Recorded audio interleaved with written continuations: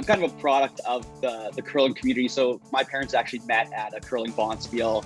I wouldn't be here if it weren't for curling. My grandmother, who was 89, still curled up until COVID started. So it's a family tradition. It's been, I've ran it in my blood. We joke at back home.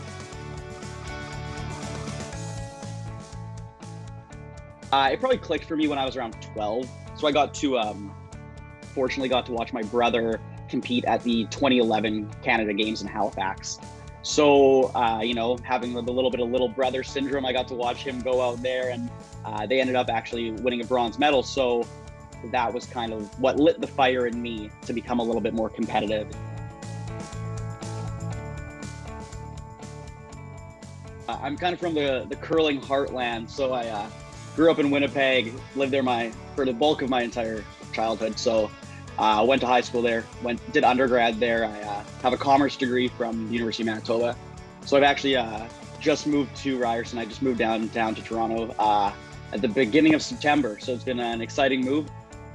Coming from not having played CIS, I didn't really know what the process was going to be. So in the spring, I looked Perry up, sent him an email and said, "Hey Perry, I'm a Ryerson student. I'm moving to Toronto. I'd like to be involved." And he was just absolutely nothing but supportive and understanding. He met with me, the next week. We chatted for almost an hour, just kind of going back and forth, talking about people we knew, talking about, the curling world.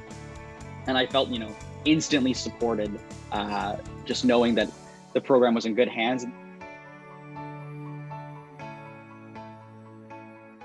It took me a long time to realize, and I don't think I realized it until I kind of got into that role, is the level of concentration needed to be a very high level skip is second to none. So I like to think of the first few ends of a game as really your data collection period, where you need to understand that the ice changes kind of the most in a curling game, kind of between the first couple ends, when the ice is getting a little bit less fresh, quickening up a little bit. It might be curling a little bit less.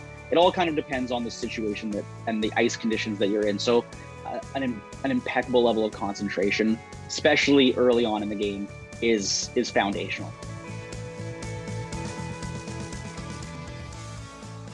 For sure, coming out of COVID, I think a lot of other teams are going to have, similar situations to ours, where, there's only been ice in the GTA kind of for the last month or so, 6 weeks maybe, depending if you're going a little bit further out. So I think we're going to find ourselves in a pretty similar predicament to most of the other teams. I think it's going to be, it's going to be a learning experience. But I think based on the work that we've been putting in and the work we're going to put in over the next few weeks, I think we'll be ready come the 20th to kind of put ourselves out there and put our name onto the map a little bit.